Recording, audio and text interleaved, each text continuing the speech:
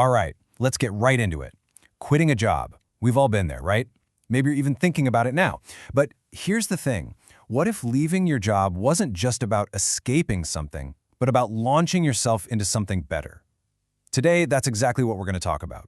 How to turn that whole tricky process into a really strategic, positive move for your career.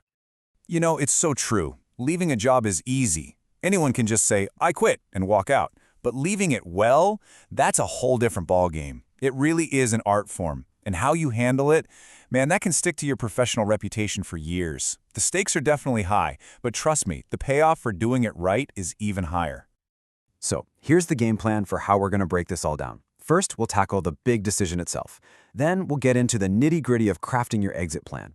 After that, we'll talk about surviving that interesting notice period. Then we'll master the exit interview. And finally, we'll make sure you're protecting your professional future. It's basically a 5-step guide to leaving on your terms with your head held high and your reputation shining. Okay, first things first. Before you even think about typing up a resignation letter, the real work has to happen inside your own head. You've got to be crystal clear about why you're leaving. This is all about looking inward. But how do you really know it's time? It's not always obvious, right? Well, you got to look for the signs. Like, are you actually growing in your role? Or does it feel like you're just stuck on a hamster wheel? Does the company culture make you feel energized, or does it just suck the life out of you? And this one's a biggie. Do your personal values still line up with where the company's headed? If you're sitting there nodding your head to any of this, especially that burnout part, well, that's a pretty loud signal that it might be time for a change. And this is so important to remember. The whole point isn't just to get out of a bad situation. It's to move forward to something better with a real sense of purpose. You're not just running from something, you should be running towards something. That's where a graceful exit really begins, with a smart, thoughtful decision. All right, so you've done the soul searching, the decision is made, you know your why. Now it's time to shift from thinking to doing. This is where the action begins. Look, this part doesn't have to be some big, dramatic, complicated thing. In fact, keeping it simple is your best friend here. It really just boils down to 3 professional steps. 1. Write a short and sweet resignation letter. 2. Schedule a private meeting with your manager. And 3. Come to that meeting ready to talk about how you'll help with the transition. See? Simple. And when we talk about that resignation letter, seriously, think of it like this. It's an official document. It's going to live in your HR file pretty much forever. So all it needs to say is that you're resigning, what your last day will be, and maybe a quick, polite, thank you for the opportunity. That's it. This is not the time for a novel or a dramatic tell-all. Okay, the letter's in. You've had the talk with your boss. Now comes maybe the most crucial part of this whole thing, because everyone is watching. The notice period. This phase is all about professional, clear communication.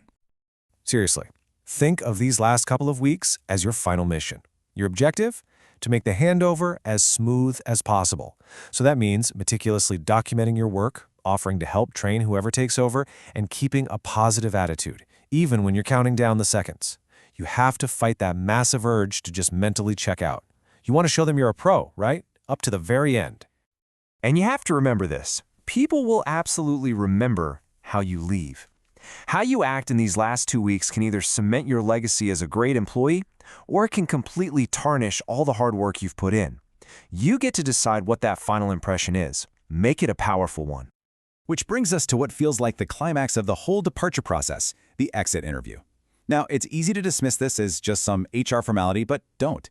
It's a genuinely high-stakes conversation that needs some real thought and strategy. And this is where the line between professional and personal can get blurry, so you gotta be careful.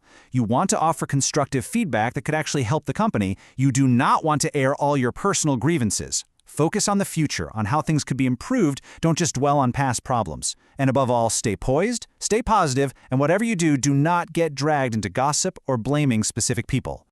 And I mean, it should go without saying, but please, for the love of all that is professional, never say something like this. You might get a brief, fleeting moment of satisfaction, but what does it really accomplish? Nothing. It just makes you look bitter and burns a bridge you might really need one day. Just don't do it. Because that's what it all comes down to, right? The whole point of the exit interview is to build a bridge for the future, not to set the one you're on fire.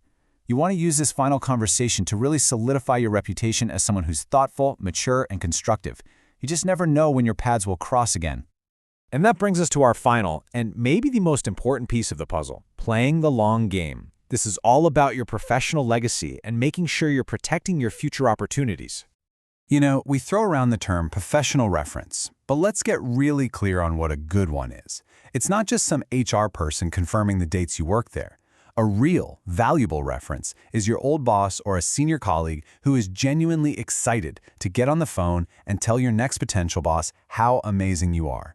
And you earn that kind of advocate by how you work and especially by how you leave. So when you handle your exit with this kind of grace and professionalism, think about what you're walking away with. You get to keep all those positive relationships you built. Your professional record is spotless. And maybe most importantly, you build this lasting reputation for being a person of integrity. I mean, those are career assets you just can't put a price on. So I guess I'll just leave you with this one thought. Think about it. Every job is like a performance. It's got a beginning, a middle, and an end. Your departure, that's your final act on that stage, and you have total control over how it plays out. So the question is, what do you want your audience, your boss, your coworkers, and even your future self to remember about your final performance?